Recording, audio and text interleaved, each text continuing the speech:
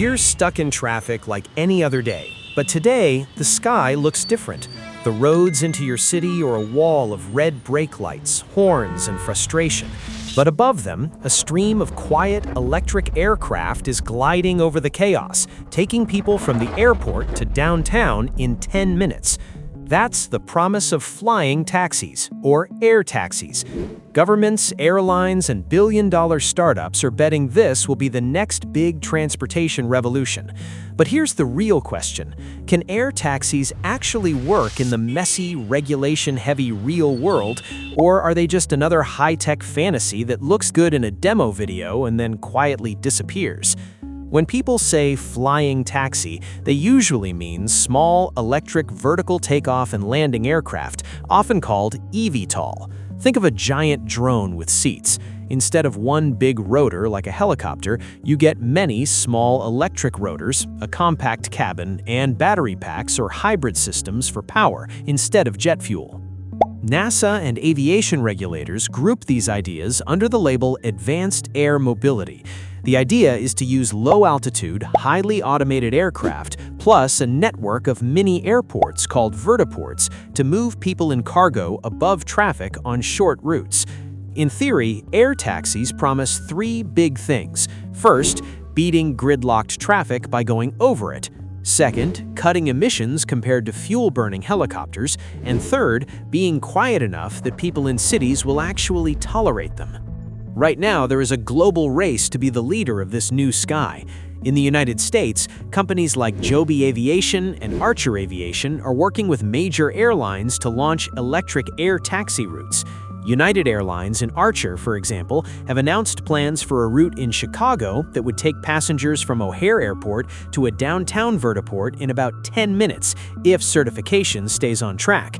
In China, the company eHong has gone even further. It earned the world's first type certificate for an autonomous, pilotless air taxi, the two-seat model known as EH216S, and later received a production certificate so it can build them at scale for real customers. In Europe, Volocopter spent years preparing to showcase air taxis around the Paris Olympics and position itself as a pioneer, but regulators only allowed a short demonstration flight with no passengers, and later the company filed for insolvency after struggling to raise enough funding. Already, the future of flying taxis looks less like a smooth takeoff and more like a high-stakes elimination game where some players surge ahead while others stall or crash out. So how do these air taxis actually work, and why is it so hard? Most eVTOL designs target short trips of roughly 20 to 50 kilometers, carrying 2 to 6 passengers at speeds around 150 to 200 kilometers per hour. Batteries store far less energy per kilogram than jet fuel, so every extra passenger, suitcase, or minute of flight adds weight and eats into range. Engineers have to balance safety reserves, battery life, and payload while meeting certification standards that were originally written for traditional airplanes and helicopters, not futuristic tilt-rotor drones. NASA's research has made something very clear. To make these vehicles safe and easy enough to operate at scale, you don't just need clever aircraft, you also need heavy automation, smart routing, and new systems for managing crowded, low-altitude airspace so hundreds of small aircraft don't turn the sky into a dangerous mess. So even if the aircraft can physically fly, the real challenge is making them boringly reliable and simple to integrate into the sky we already use. Then there's the problem on the ground. Even if the aircraft work, they need somewhere to take off and land. That's where vertiports come in. These could be rooftop pads on office towers, hubs on top of parking garages, or small dedicated terminals built only for eVTOL traffic. The FAA in the United States has published vertiport design standards and updated guidance on how these facilities should be built so they're safe and compatible with existing airports and airspace. Other countries are working on their own versions of these rules. But building vertiports isn't just a matter of pouring concrete and painting some lines. You need high-capacity power for fast charging, emergency services, noise and wind studies, and good ground connections to buses, trains, and rideshares. That takes a lot of money, permits, and political courage.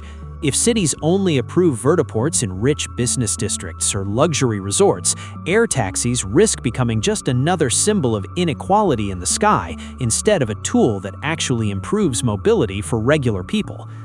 Whenever you mention flying taxis, people ask the same thing. What happens if one fails over a crowded street? Regulators are treating most eVTOLs as powered lift aircraft and are applying many of the same safety and noise rules used for helicopters and airplanes, then adding extra requirements where needed. Companies say that having multiple independent motors and battery packs makes these aircraft safer because if one component fails, others can keep the aircraft flying or at least gliding to a safe landing. But that redundancy has to be proven through brutal testing in real-world data, not just slick marketing videos. The disappointing debut of air taxis at the Paris Olympics, where only a short demonstration flight without passengers was allowed, is a strong reminder regulators won't rush just to meet a company's deadline or a city's desire to look futuristic. So yes, small pilot projects will appear first, but the message from regulators is very clear. Mass adoption will only come when the safety math is absolutely convincing. Now, let's follow the money, because this is where many futuristic ideas quietly die. These aircraft are extremely expensive to design, test, certify, and operate. Volocopter's insolvency, despite big-name investors and years of hype, shows how fragile the business side of air taxis can be. Some reports once talked about a $1 trillion advanced air mobility market. More cautious studies today suggest something like tens of billions by the 2030s, with big question marks around demand, regulation, infrastructure, and public acceptance. At the same time, companies like eHong are already selling certified air taxis in China and signing purchase deals with local governments for tourism and short hop routes. A realistic first phase isn't everyday commuting for millions of people, but premium airport shuttles, scenic flights, and special routes in places where ground transportation is truly slow or limited. In other words, air taxis might show up first as a niche, high-value service, not as a replacement for your daily drive to work.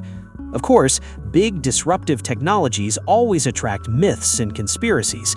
Some people fear flying taxis will create sky highways reserved for the ultra-rich, while everyone else stays stuck in traffic.